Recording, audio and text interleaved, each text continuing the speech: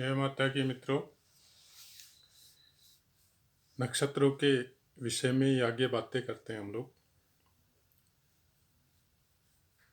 ऐसे तो deep study बोल सकते हैं, लेकिन ऐसे साधारण जो छोटे छोटे काम हैं जिनको नॉर्मल काम बोल सकते हैं, जो घरों में हम लोगों को देखना चाहिए और जो पंचांग में भी दिया हुआ रहता है। आप पंचांग खोल के कभी एकदम बैक साइड में जाइए, वहाँ पे आपको एक मेलापक सारणी मिलेगी। उसमें वर वधू का मिलान किया जाता है। शादी विवाह के योग्य जब हम लोग लड़का लड़की की कुंडली वगैरह देखते हैं तो आपको ध्यान में होगा, शायद 36 गुण मिलाने होते हैं, मुकुट, नाड़ी, तारा, ये सब।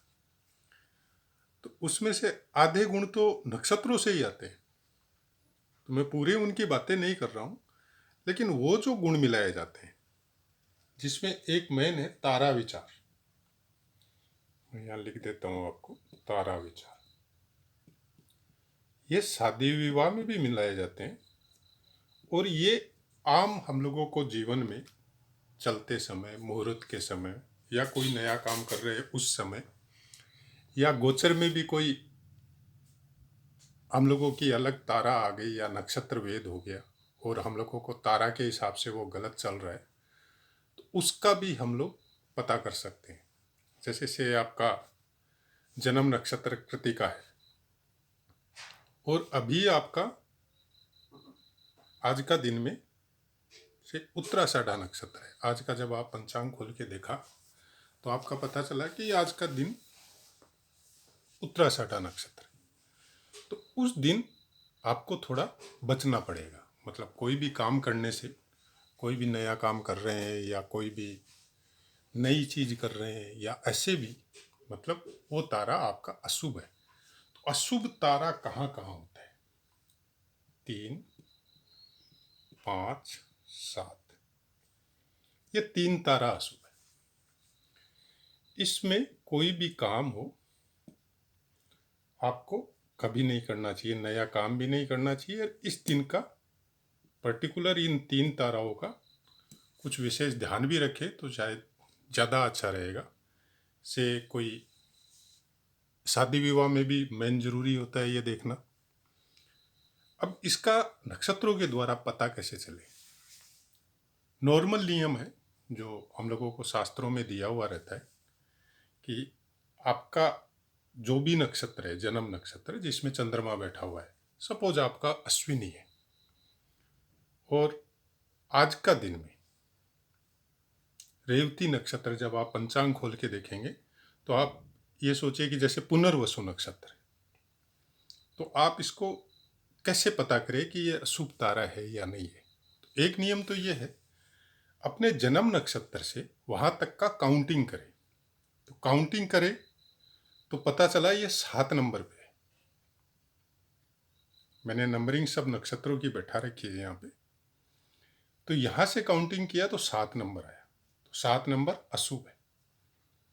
इस दिन आपको कोई नया काम भी नहीं करना है और इस दिन का कुछ विशेष ख्याल भी आपको रखना है। दूसरा, जैसे पूर्वाषाढ़ है, 20 नंबर आ गया। अब इसका कैसे पता चले? 3, 5, 7 लिखा है तो इसमें आपको 9 का भाग देना है। 9 का भाग दिया तो क्या हुआ? 9 दूनी 18। आपका बच गया 2। 2 बच गया तो ये शुभ तारा है आपका। और सबसे अच्छा तरीका जो मेरे को लगता है, सब नक्षत्रों को मैंने नंबरिंग वाइज यहाँ पे सेट किया। आप स्क्रीनशॉट भी ले सकते हैं या याद करते हैं तो बहुत ही अच्छा है। 1 नंबर से लेके 9 नक्षत्रों का बाकायदा मैंने ये लाइन बैठा के और उसके आगे नक्षत्रों के स्वामियों का नाम, ग्रहों का नाम बैठा दिया है। अब ये 3 नक्षत्र जो हैं ये केतु के हैं, ये 3 नक्षत्र शुक्र के हैं, 3 नक्षत्र सूर्य के हैं, 3 चंद्रमा के हैं, 3 मंगल के हैं, 3 राहु के हैं, 3 गुरु के हैं, 3 शनि के हैं और 3 बुध के हैं। अब आप अगर अश्विनी आपका जन्म नक्षत्र है तो ये तीनों केतु के हैं। तीनों आपके लिए ठीक है, यहाँ पे कोई इतना तकलीफ नहीं आएगा। फिर भी एक अगर जन्म नक्षत्र में ही हो उस दिन, तो आपका वो खराब भी नहीं जाएगा तो इतना अच्छा भी नहीं जाएगा, मध्यम श्रेणी में जाएगा। लेकिन ये शुभ तारा है, इसको गलत नहीं बोल सकते आप, ये ठीक है, आपको कोई नुकसान नहीं करेगा। अब यहां से अगर ये 23 नंबर पे है तो आपको इतना जोड़ भाग करने का जरूरत ही नहीं है। आप अपना यहां से गिनिए केतु से। अश्विन ये आप ये सतभिषा जैसे राहु का आ गया, तो यहां से गिनिए 1 2 3 4 5 6, 6 नंबर पे, तो ये नक्षत्र आपका शुभ है।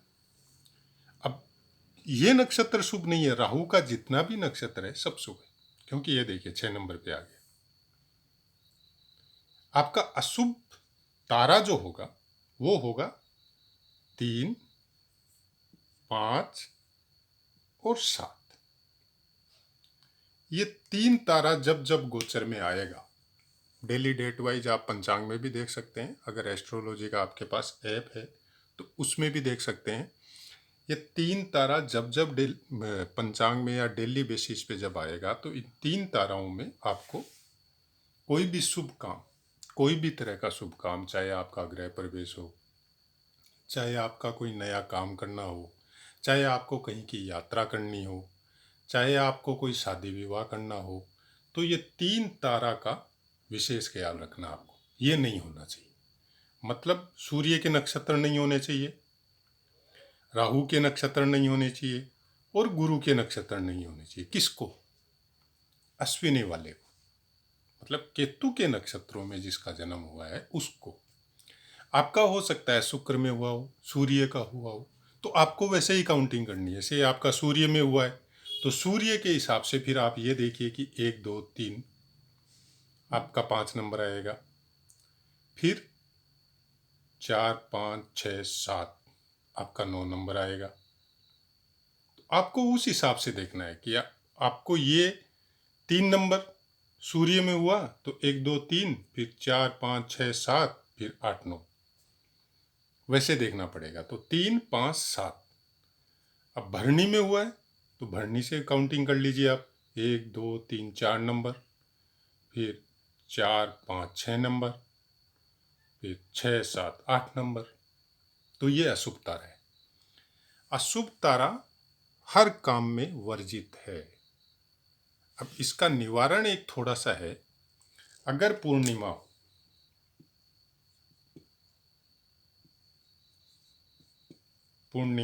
पूर्ण चंद्र हो, तब इसका थोड़ा निवारण है। यहाँ पे बताया गया है कि तारा अगर प्रतिकूल है तो पूर्णिमा का चंद्र जैसे पूर्ण चंद्रमा होता है तब उसका असर नहीं होता है, क्योंकि नक्षत्रों का हम लोग वेद शास्त्रों में जब पढ़ते हैं कि 28 नक्षत्र या 27 नक्षत्र, एक अभिजीत को जोड़ा गया 28, लेकिन ग्रहों में उसको भाग नहीं दिया गया है, तो 27 नक्षत्र जो है उस सबका स्वामित्व बोल सकते हैं आप, या सबका सब नक्षत्रों का अधिकार चंद्रमा पे हो सकता है, ऐसे भी बोल सकते हैं। जिस तरह से दिमाग में सेटिंग हो कि स्वामित्व चंद्रमा के पास है, या 27 नक्षत्र सबके सब, जो पौराणिक कहानी है अपनी कि 27 नक्षत्रों या 28 नक्षत्रों का शादी चंद्रमा के साथ हुआ है, वैसे सोच सकते हैं। इन सब के ऊपर चंद्रमा का इफेक्ट रहता है।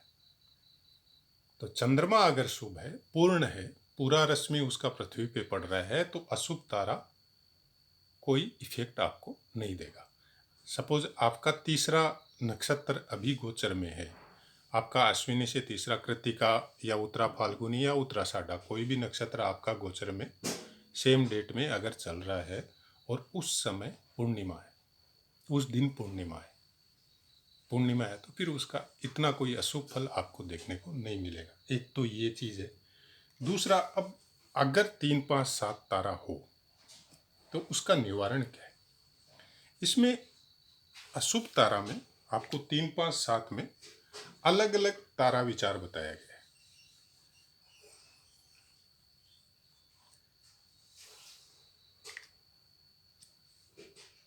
विपत तारा हो, विपत तारा हो तो आप चीनी शक्कर खा के घर से निकले। और जन्म तारा हो, जन्म नक्षत्र समझिए आप, जन्म तारा हो तो कोई भी मतलब साग सब्जी, मतलब खाली पेट मत निकले, साग सब्जी खा के निकले। और अगर प्रत्येरी तारा हो तो कुछ नमक वगैरह मुंह में रख के निकलिए। और निधन तारा हो, निधन मतलब इसको वध भी बोला जाता है, वध तारा हो तो तिल मुंह में रखना और दान भी करना, दोनों कर सकते हैं। ये मतलब थोड़ा कुछ ज़्यादा सीरियस तारा होता है, ऐसा तारा में आप कोई भी काम नहीं करें तो ही अच्छा है। सबसे ज़्यादा मतलब इसी को बताया गया है। ये तारा आपका बहुत कुछ अशुभ करता है जन्मपत्री में या और में।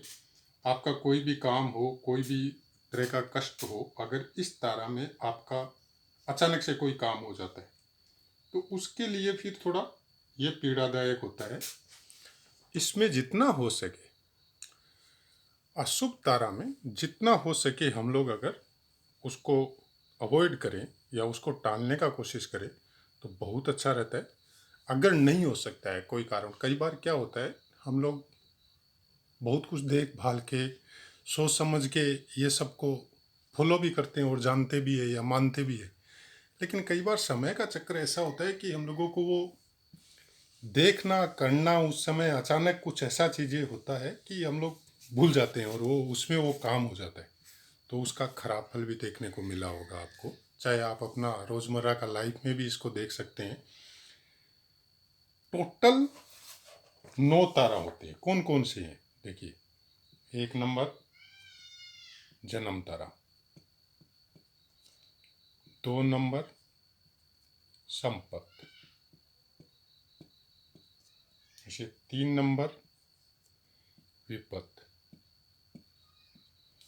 4 नंबर क्षेम, 5 नंबर प्रत्येरी, 6 नंबर साधक, 7 नंबर वध, 8 नंबर मित्र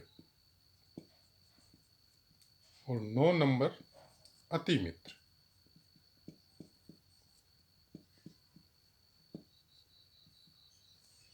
ये टोटल 9 तारा है जिसमें आपको ये अवॉइड करना है, ये अवॉइड करना है और ये अवॉइड करना है।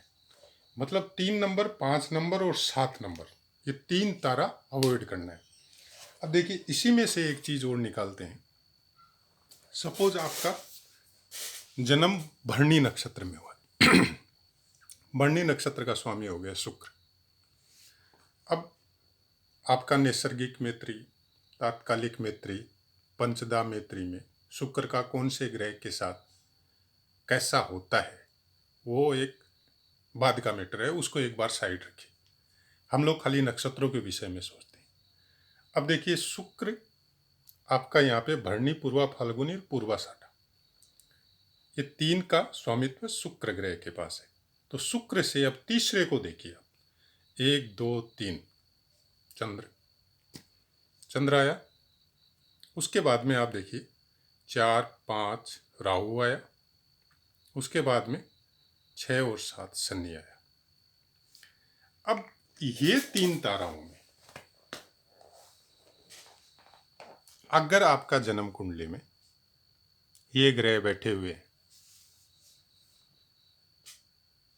हर नक्षत्र पे जब जन्म होता है जातक का, तो आप जब कुंडली देखते हैं या ऐप से भी आप कुंडली बनाते हैं तो आपने देखा होगा कि सब ग्रह का नक्षत्र भी दिया हुआ रहता है। या आप हाथ से भी बनवाते हैं तो पंचांग में भी वैसा मिल जाता है कि कौन सा ग्रह कौन से नक्षत्र पे गोचर कर रहा है। हम लोगों को देखा जाता है चंद्र नक्षत्र, लेकिन 20 से 30% इफेक्ट जन्म नक्षत्र का भी होता है, उसका अपना इफेक्ट है। तो सबको सम्मिलित करके, मैं हमेशा बोलता हूँ कि सबको सम्मिलित करके प्रिडिक्शन होना चाहिए।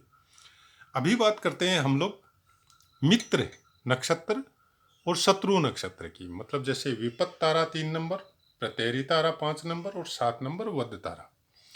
अब यहाँ पे अगर शुक्र के नक्षत्र में भरणी, पूर्वा, फाल्गुनी और पूर्वाषाढ़ा में अगर आपका जन्म हुआ है तो चंद्र नक्षत्र जैसे श्रवण, हस्त और रोहिणी, राहु नक्षत्र शतभिषा, स्वाति और आद्रा, और शनि नक्षत्र उत्तरा भाद्रपद, अनुराधा और पुष्य, ये 3 3 6 3 9, ये 9 नक्षत्रों में अगर कोई ग्रह बैठा है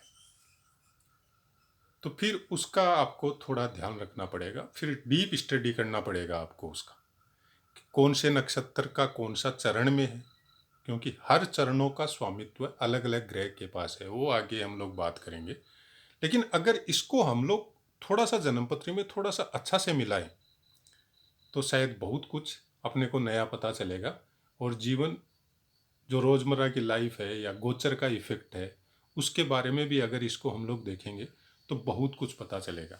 तो आशा है आप करके देखिए, आपको कैसा अनुभव होता है, कैसा एक्सपीरियंस होता है। मैंने देखा है और मेरे हिसाब से इसका इफेक्ट होता है, कुछ मात्रा में हो सकता है आपका राहु का नक्षत्र में हो, राहु शतभिषा, स्वाति और आद्रा नक्षत्र पे उस समय जन्म टाइम पे बैठा हुआ हो, तो वो खराब फल दे सकता है। लेकिन अब ये हो सकता है जन्मपत्री में कि राहु 3 6 11 में बैठा हुआ है, तो उसका अच्छा फल भी आएगा। अब वो देखना पड़ेगा कि जन्म नक्षत्र जैसे शुक्र है मालिक, तो शुक्र से राहु षडाष्टक योग बनाने से खराब फल दे सकता है। नहीं तो जनरली शुक्र का राहु मित्र होता है, तो वो खराब फल में कमी दे सकता है। लेकिन इन नक्षत्रों में राहु का कुछ ना कुछ खराब इफेक्ट भी आ सकता है। तो ये पूरी चीजें जब नक्षत्रों को हम लोग ग्रहों के साथ सम्मिलित करते हैं तो ये विपत, प्रतेरी और वध तारा को भी विशेष ध्यान रखना पड़ेगा हम लोगों को, कि जन्म के समय में इस जातक को क्या मिला था, कौन सा नक्षत्र कौन से ग्रह के साथ चल रहा था, कौन कौन से ग्रह में कौन सी राशियां चल रही थी, ये सब देखेंगे और नक्षत्रों को मिलाएंगे, तब शायद थोड़ा अच्छा से हम लोगों को पता चलेगा। तो आशा है मित्रों आप लोगों को समझ में आया होगा। जय माता की।